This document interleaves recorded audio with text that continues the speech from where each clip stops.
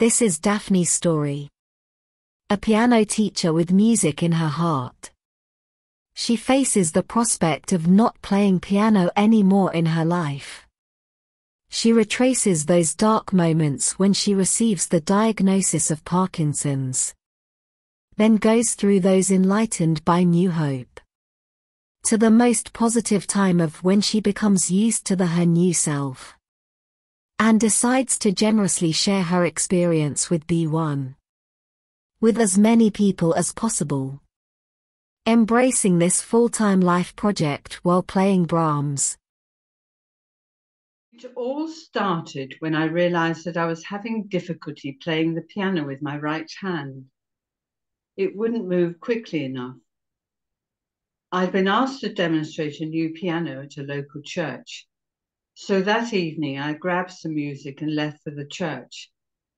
I'd been playing the piano all my life and was quite capable of playing a few straightforward pieces without practicing them beforehand.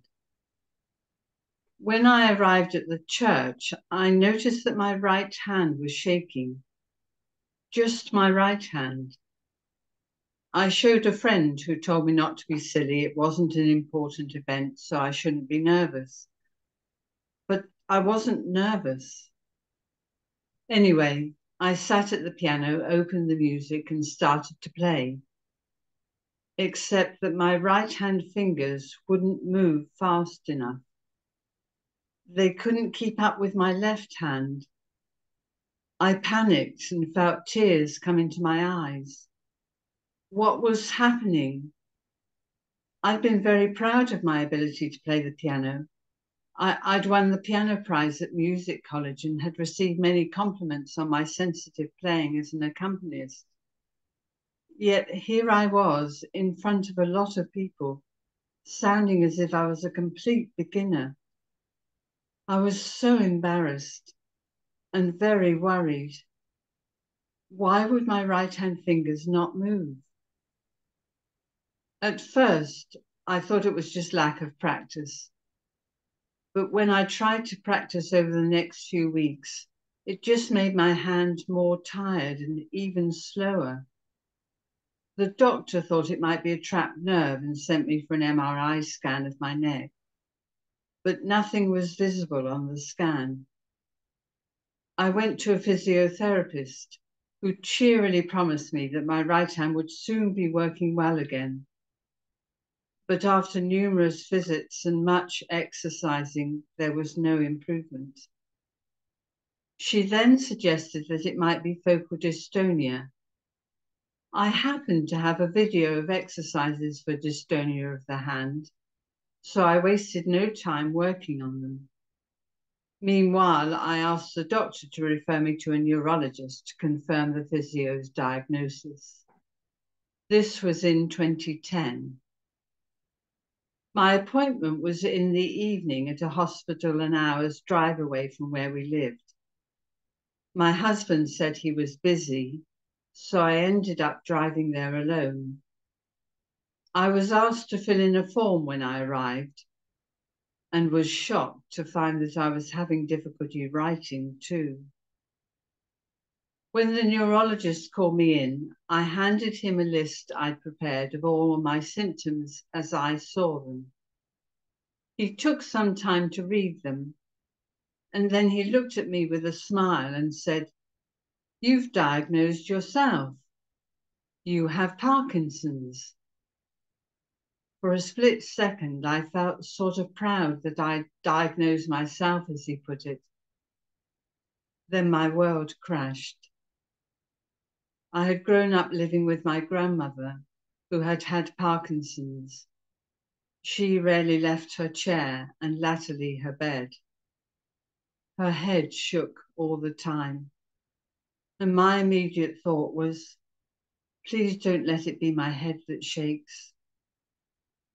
The rest of the consultation was a blur. I know I was trying not to cry without much success. There was a box of tissues on the consultant's desk, but he didn't pass them to me. Somehow I got myself back to the car. I desperately wanted to talk to someone. I telephoned my daughter, but she was playing in a concert and didn't pick up. Then I telephoned my husband, but he must have had his phone switched off as usual. So there was nothing for it but to start driving the long drive home. It was dark by now and had started raining. My tears continued to fall as I drove home, trying to imagine what my future might be like with Parkinson's. This wasn't something that was going to be fixed by doing hand exercises. This was permanent. The next few weeks went by in a blur as I adjusted to what I knew now. I looked at my beautiful piano bought a year before in memory of my parents and thought I'd never be able to play it again. Waking up is the worst thing when you've had bad news. There's a split second when life is normal before the realization that life will never be the same again comes crashing in. I mourned the loss of the future I had thought I would have. I questioned whether I could take on the role of an invalid, dependent on others. That wasn't me. I liked being the one in charge. Eventually, I moved on from my period of mourning to one of searching. I read about and tried dietary changes, supplements, exercises, meditation. I think if someone had suggested that dyeing my hair purple and dancing round a magnolia tree under a full moon would help, I would have tried it. Then, 7 years later, in 2017, a friend sent me an article which, unbeknown to me then, would change everything for me and ultimately lead me to try to help others.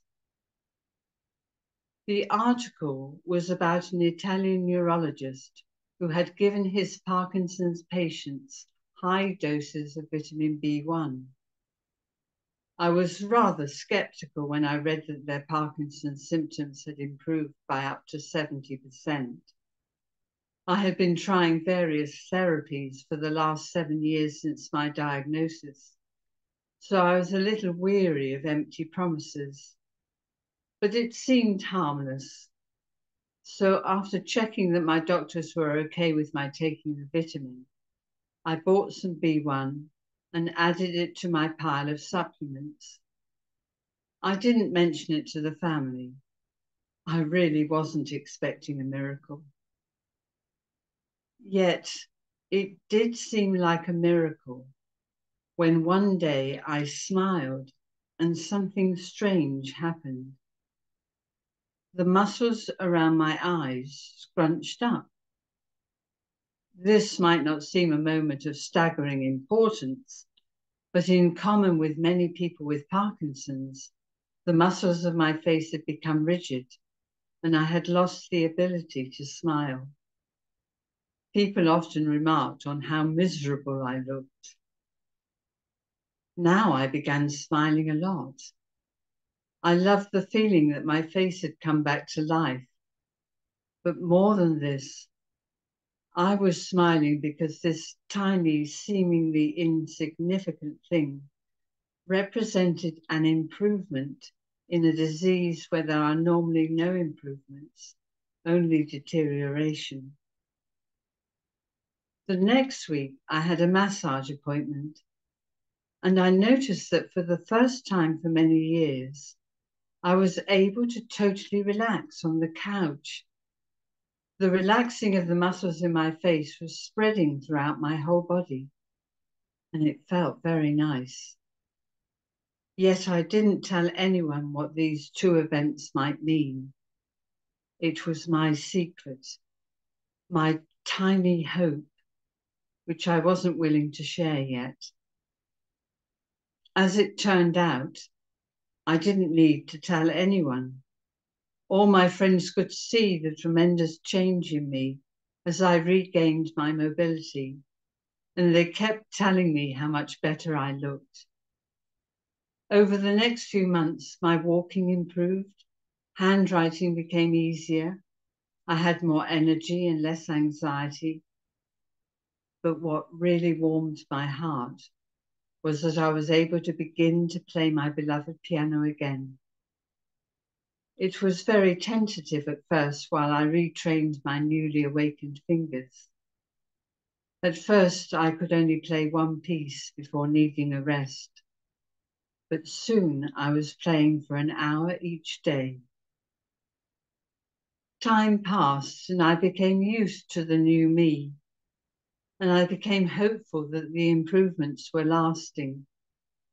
My condition didn't deteriorate during the next 5 years of taking B1, and I began to share my good news. I wanted all my friends with Parkinson's to try the therapy. But as I encouraged more and more people to take the B1 vitamin, it became clear to me that the therapy wasn't simply taking a tablet a day. You needed to find the right dose for each person. Too little and no improvements happened. Too high a dose and symptoms worsened temporarily. I joined a Facebook group and spent quite a bit of time each day answering people's questions on issues of dosing. I seemed to be answering the same questions over and over. And one morning, I awoke with the thought that a manual would be a really helpful thing to guide people through their trials to find their right dose. I'd written a book before, so was confident that I could write what was needed. And I set about researching and writing a book about the therapy which had given me my life back. Today, the book, Parkinson's and the B1 Therapy, has sold thousands of copies in many languages and given hope to numerous people with Parkinson's. So many people are living an easier life because of the amazing discovery by the late Dr. Antonio Costantini, the Italian neurologist. And I feel very humble and very honored that in some small way, I have been able to play a part in sharing the therapy with the wider Parkinson's community. At the time of this recording, it is the 13th anniversary of my Parkinson's diagnosis. I wish I'd known then how well I feel now. Last week, I even had the energy to look after my 4-year-old grandson all day, chasing him over an obstacle course at one point. And I was still smiling when his parents arrived to collect him at 5 o'clock. Thank you, B1, and thank you, Dr. Costantini. I'd like to finish by playing the opening of Brahms' Intermezzo, Opus 118, number 2.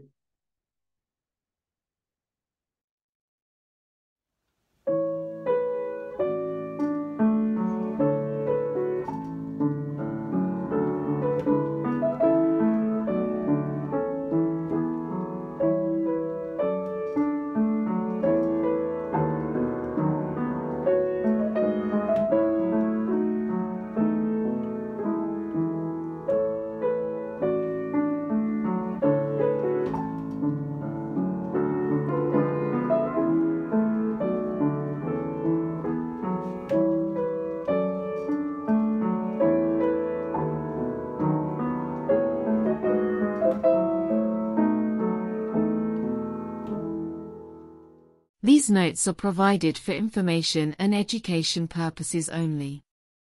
You should consult your physician for advice on treatment, including supplements. Supplements may interact with other medicines and other health conditions, so check with your doctor first. Any actions taken based on what is provided and mentioned in this video is your sole responsibility.